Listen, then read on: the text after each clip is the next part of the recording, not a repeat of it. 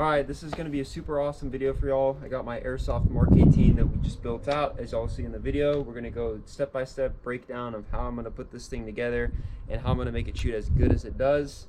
Basic rundown, we got the Jeftron Skylo Mosfet in there, a lot of real deal Airsoft parts, a CNC 1301 gear set, and we have a SEMA Platinum 22K torque motor, which is a super durable, long-term, lower stress 1301 build that I know is going to be reliable and work for a long time. And yeah, I'm just going to basically give y'all a couple shots. So get 0.25s in, 11.1 LiPo battery, and we'll let her rip.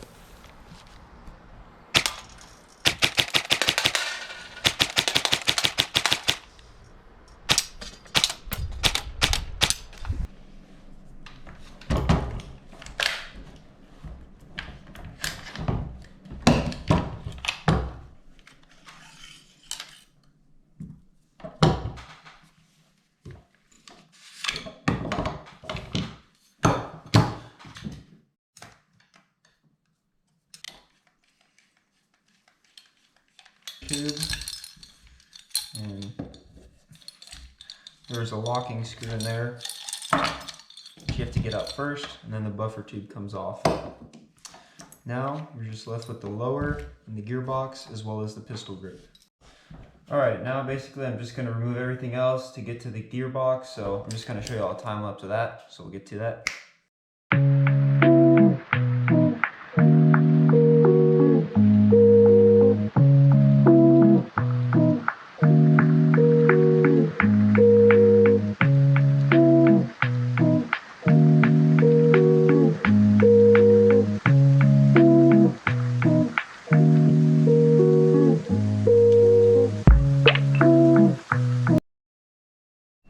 Alright, so as y'all saw, I fully disassembled the gun. I've got it down to just gearbox. It does have a Dean's connection, but this is just a standard non-adjustable Mosfet. This is you cannot tune this Mosfet whatsoever. So very basic, but let's open it up right now.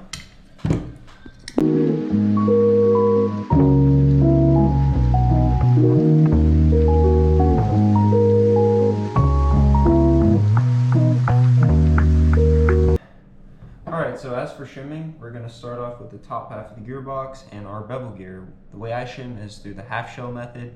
It's basically when you place your bevel gear with a couple shims to start off with, usually at 0.1 or 0.2, and you go ahead and take your pistol grip, you take your motor grip, and you insert your motor, just like so, and you're going to go ahead and find the tolerances, and you're going to shim vertically, and you're going to make sure your motor height is correct, because motor height has a lot to do with how fast your gears are going to spin, if it's going to sound good or not, and also just how healthy your gears are going to be in the long run. We want to achieve perfect motor height. Obviously, that's the end goal. So I'm going to go ahead and show you how to do that. And now we are going to check our motor height. In this case, we are looking to make sure the pinion gear, the bottom of the pinion gear is aligned with the outside edge of your bevel gear. And so if it is, that means you have good motor height. Then you're also going to check for tolerance by using a small screwdriver. You can check for click. You hear the click, some side-to-side movements, okay. So that's how you check your side-to-side and your motor height. And then now to check your vertical, we have to take off the motor grip, put on the top half of the gearbox.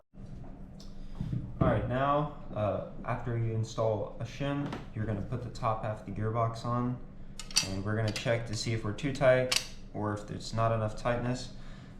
Then we can either remove some shims or add some shims. You always want to make sure you put your screws back in. I like to do at least 4, so top, bottom, left and right. Right here you can see for movement, up and down play. I can move the bevel gear up and down a little bit, and it is freely spinning, which tells me that this is probably or something. We're looking for free spinning and see how our play is.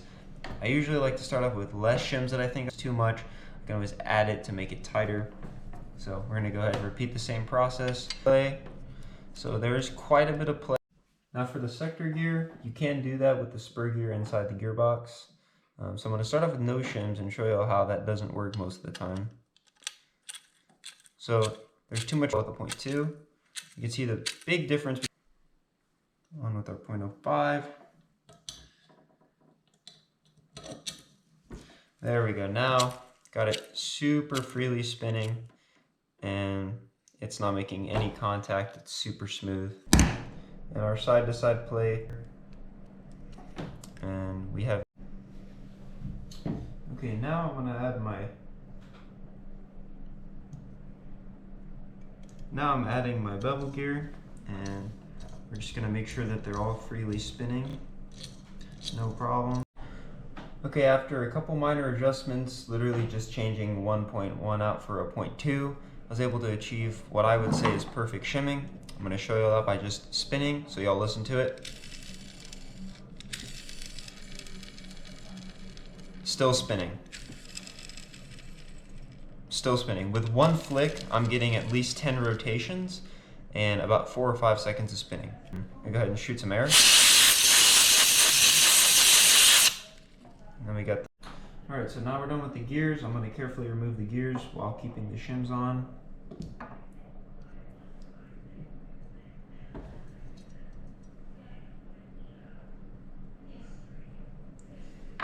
And now we're going to go ahead and install our Mosfet, so let's get to that. As for the Mosfet I'm going to be using this Jeftron Skila, I think that's how it says. I think that's how you say it.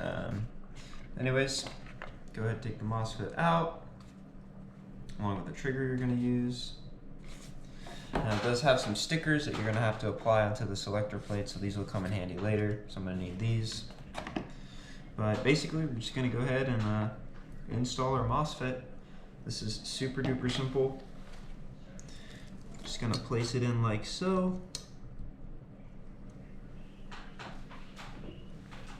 You're going to take your little screw.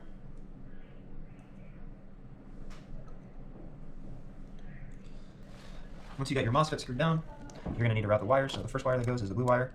It's going to go down in there, underneath the little catch, and then through the channel, right about there. Then you're going to take your black wire. Sometimes it is a little bit tricky. They do like to pop out at times. Can be kind of a pain in the ass. Alright, after quite a bit of finagling, I was eventually able to get them mostly secured down in there.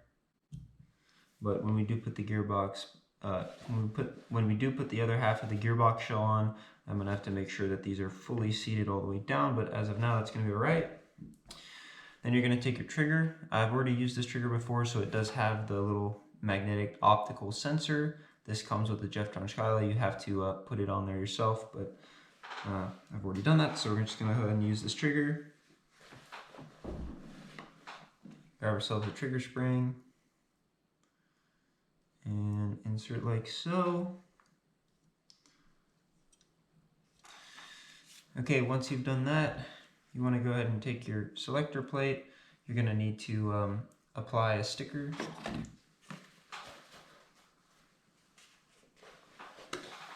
As for the sticker, it's good to take a little knife, and you want to just carefully take it off from the underside.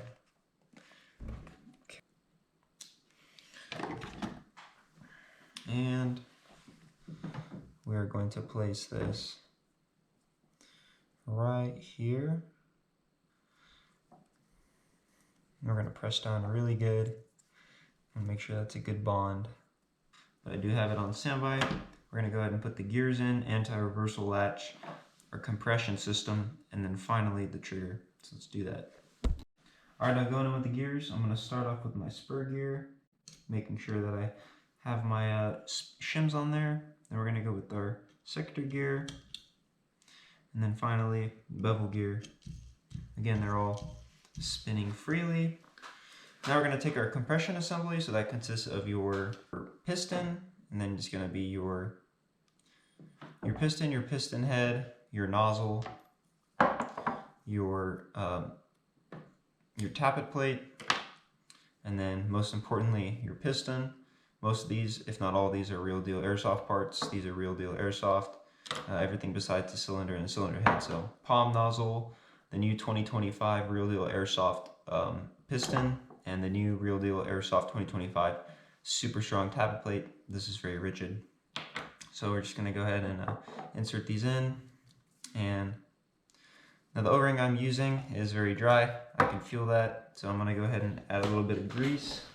Grease I like to use is the Real Deal Airsoft grease. Very nice blend. Just going to go ahead and lube that up and place it on and spread that around.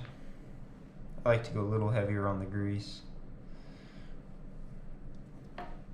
Also going to put some grease inside of our cylinder. So I like to take a little bit on my fingertip and just put it in like so. And then take a piston and spread the grease back and forth. Also for your nozzle, you do need to apply a little bit of grease, so I'm going to take whatever's remaining on my finger, just a small amount, place that on the nozzle, on the cylinder head, put the nozzle on, and cycle the grease back and forth just a little bit. The nozzle does not need too much grease, but does need just a little bit.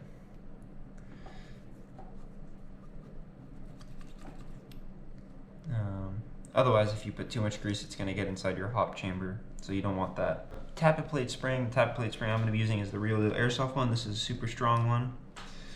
Go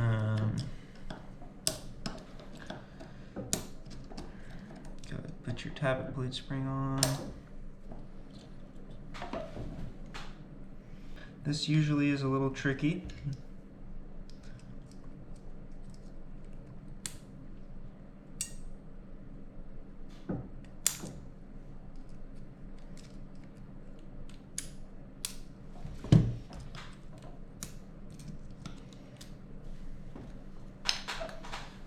Alright, I just put the anti-reversal latch in, I didn't show you all that, and I was able to get my tappet plate spring on. So this is 90% done. Only thing I have left is the trigger. I just like to put a little bit of grease on the gears, and I'm just going to take my little Allen key, and I'm just going to put little dabs throughout. Alright, we're now ready to close the gearbox. I like to use a knife, since it's thin, to push the tappet plate back and hold it down. Usually it can be pretty tricky to get the gearbox closed, so you might have to use some tools to hold things down and then pull them out.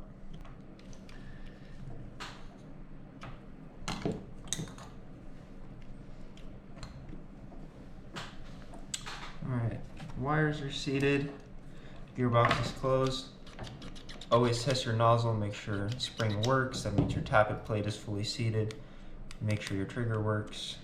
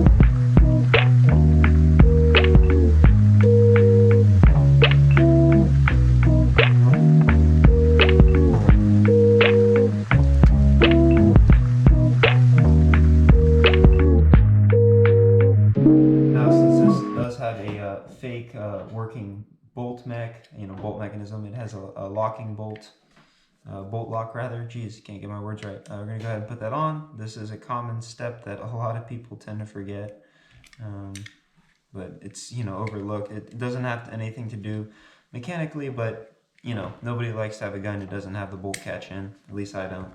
So just go ahead and slide that in, and it will pop just like that. And get that in. So That is pretty much the completely assembled lower receiver besides the spring. Now we're going to go ahead and put the pistol grip on with the motor, and we're going to get that. Now you might be wondering why I'm using just this stock pistol grip, and that's because it is a mil spec, and I do like mil spec. I like the look. Since this is a Colt license, I want to keep it as military looking, so I decided not to put a speed trigger or a speed mag release. I'm trying to keep it very realistic looking on the outside. I don't want it look crazy looking at all. I want this to be super milsome. But yeah, right here with the spring guide, and that is pretty much it mechanically. Okay, now we need to put the buffer tube back on, so like so, feed the wire through. Then you're going to take this locking screw right here.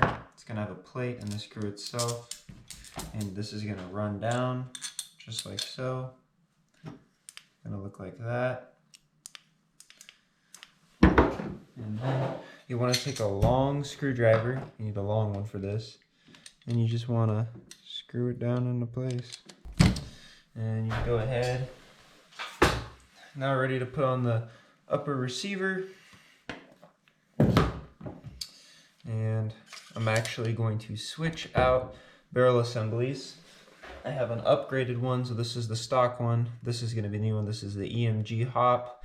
It has a maple leaf bucking in it and a maple leaf omega tensioner, and the EMG / retro arms metal hop box hop-up unit. Roughly the same dimension, so it's going to fit just fine. It's always good to slide on a couple O-rings down it. This is going to help stabilize it and keep it a little bit more, it's going to decrease vibration, so I'm going to put on these real deal O-rings, and then I'm going to slide on my hop-up spring. I'm going to slide this in like so.